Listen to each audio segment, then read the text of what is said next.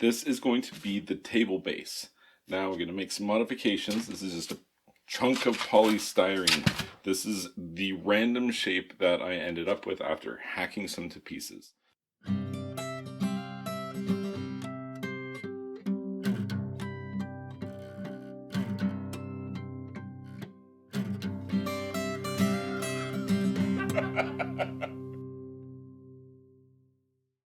So it's not that I've done really any work in specific here.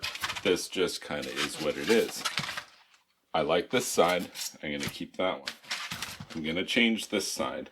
I want to take some off here, and then I want to flip that over and put it on one of these flat faces here. It's a little narrow, and if it's going to be a table base and it's going to have a heavy tabletop, which it's going to, I want it to have a wide base, and so I'm going to make that alteration here.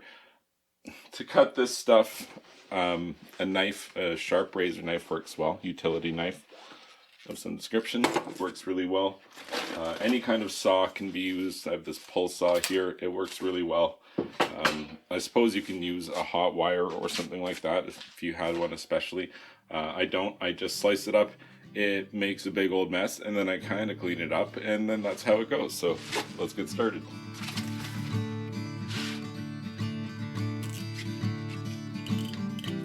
Do be careful.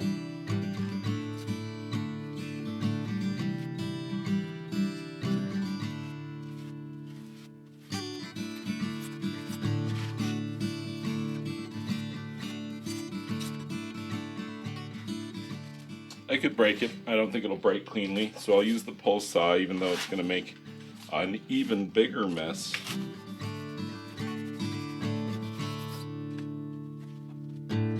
It makes a terrible noise.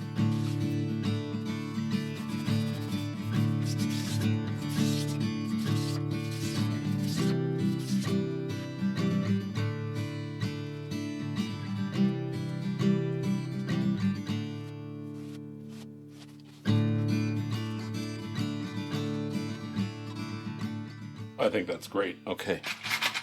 Just gonna grab some common nails here.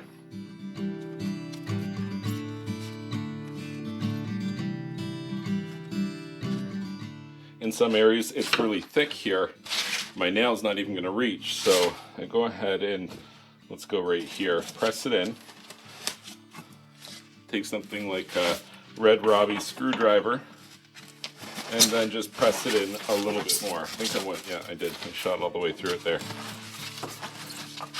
Try it again. A little better. Okay, I've got something I'm pretty happy with here. Not too much movement. If there's not too much movement, that's really all I'm going for. Nice stable base. Top is not quite level.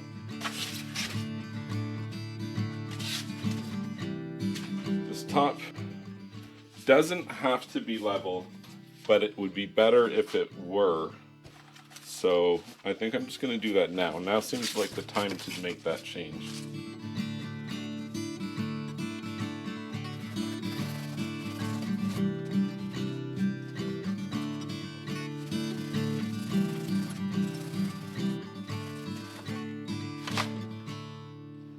That's good enough. I'm not going for perfect here, but because this is my first time building this, I've only seen it in my head.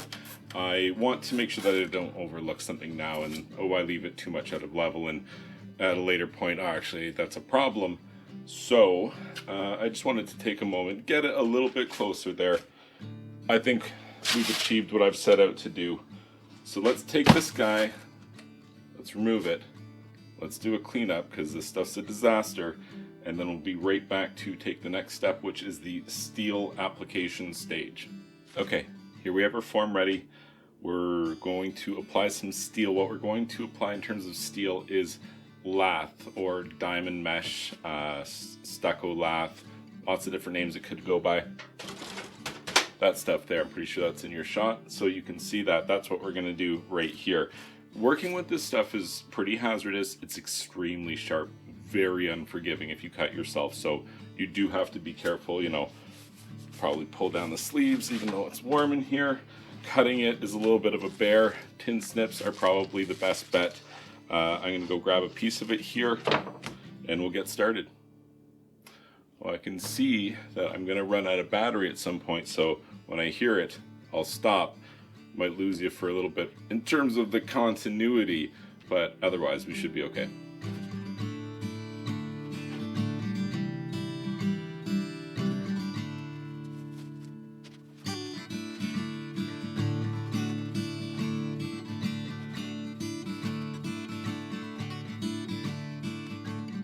A little bit of a chore to get this thing started, but once we get rolling here, it should get a little bit easier. Galvanized steel roofing nails work really well to pin in. You could use other things, screws, other kinds of nails, what have you, tie wire, copper, lots of different stuff to make a pin. How effective it is depends on the density of the foam that you're working with. A higher density foam, a heavier product, accepts the pins better and they tend to stay put a little bit more. Anyway, we're going to get started here. Once we get it going, it starts to go a little bit easier. For now, don't worry about it. We're not trying to get it perfect. We're just trying to keep doing laps, doing a little bit more and a little bit better each time.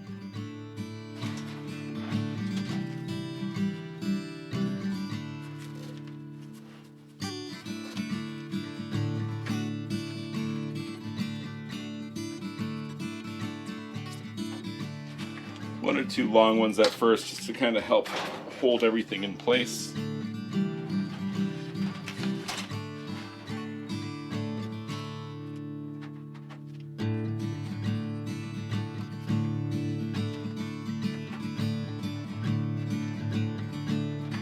Definitely going to have more than I need here, so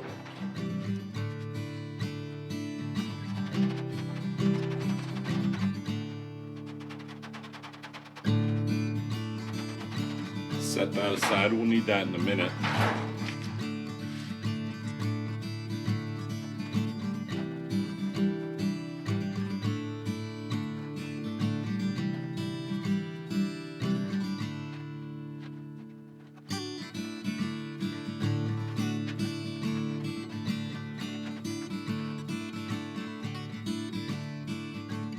That's a good start. Again, it's just about doing multiple passes, making it a little bit better, a little bit tighter each time. Any place you need to kind of bend, fold, manipulate it as needed. Again, just watch out for those sharp edges.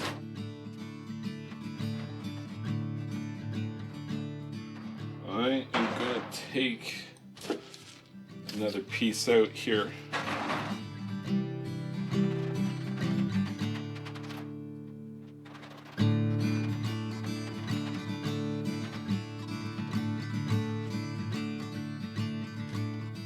Even that is a lot of steel. I'll probably have to take a little bit more away. Okay, but for now, I want to pin this a little tighter.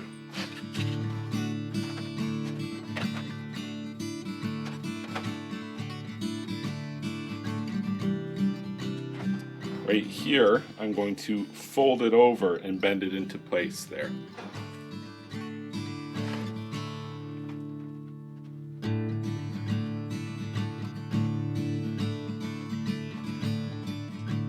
Same thing here. Look at this corner. It's not tight. You want the lath to be tight. So instead of cutting and all this other stuff, which takes an awful lot of work, by the way, we're just going to make a little crease.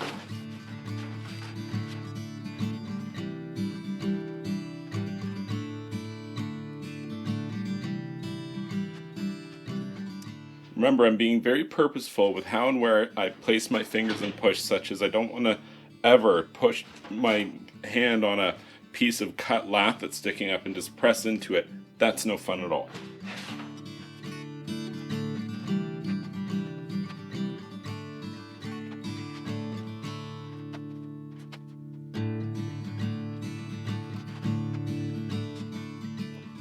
I think I can lose almost half of the steel up top here, so I'm going to go ahead and do that.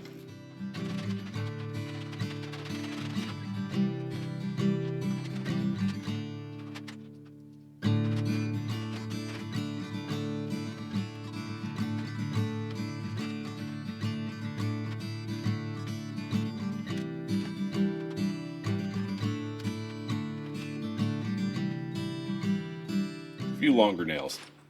A couple of these long nails will help to get this mess under control.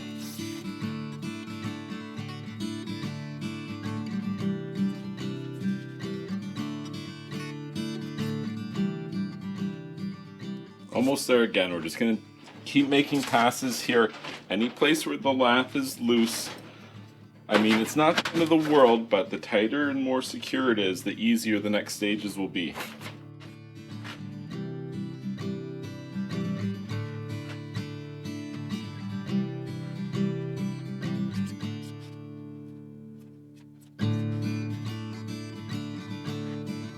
Almost done here.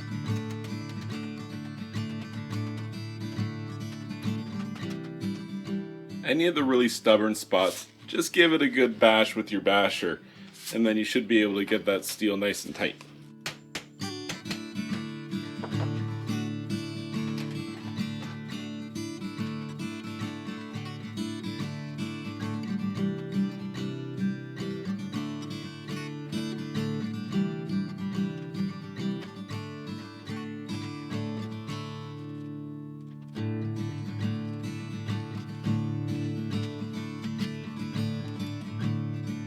Little corner without any steel, not worried about it.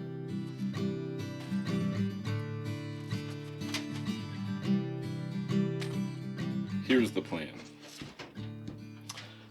I'm going to pour the base, vibrate it so that I get the finish that I'm looking for from the underside, which is going to be our finished surface. And then I'm going to take this guy here and stick him in place. And that's how it's going to be a one-piece table that we're making here. As you can see, we got like a good amount of steel all around. This thing is already crazy strong. We might go just one more step. I'm always, until I'm doing concrete and even while I'm putting it on, I'm constantly noticing little areas. Oh, this could be a little tighter there, add another nail. So keep those close by. It'll be really nice and stable. I like that. Okay. So this side is going to get set down into point. Like that. I think I want just a little more steel, and I think I have just the thing. Found it. Just a little bit more steel.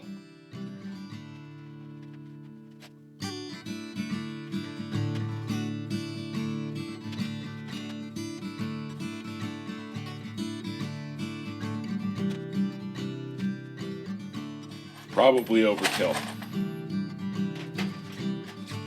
I'd rather make it overkill on the first one. Really, really strong.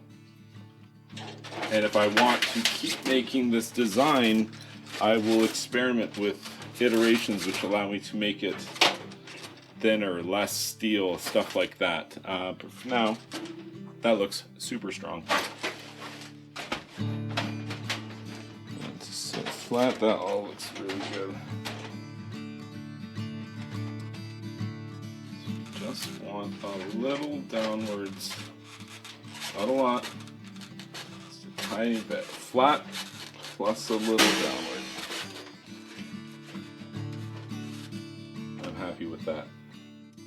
Now, I have some other steel here, which I may or may not use. If I use this, where I will use it will be the joint at which we transition from the tabletop up the sides here. Like for example, you'd have the pieces bent over and then come up the side, just making sure that we really go out of our way to connect these two things together. Now this thicker galvanized rod, you're gonna have an awful hard time cutting with these. I don't even think you can. You need a bigger tool. Boom. So I'm gonna make a couple of these. They don't need to be long.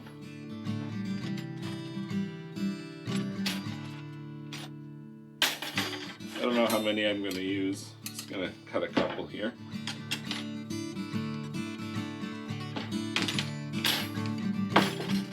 Totally more than I'm gonna need here.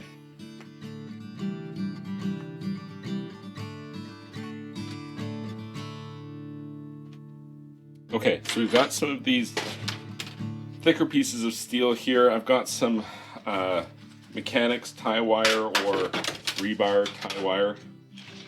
Don't have to use this, it's just one of the different types of ways that I like to fasten steel for projects like this.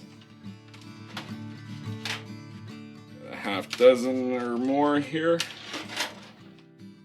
And let's get started. So all we're going to do is just make a transition point.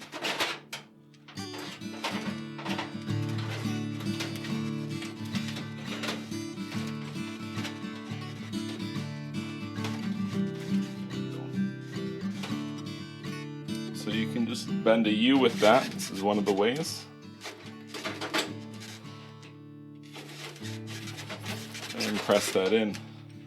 You can give it a little tap. And that's it. Nothing fancy here.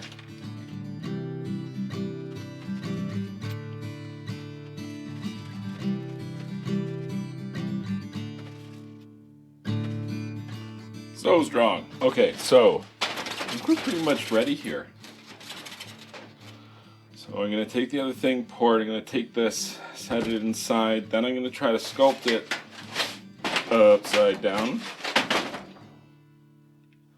It's going to be a little challenging because of the overhangs here, but I'm always up for the challenge because if I can do this, I think this is going to look fantastic. See, it always sounds so easy, and then you go to do it, and it's very hard. Okay, so going to take a short break here.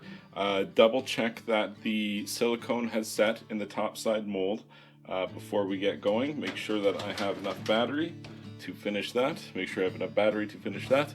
And see you back here in a couple of minutes.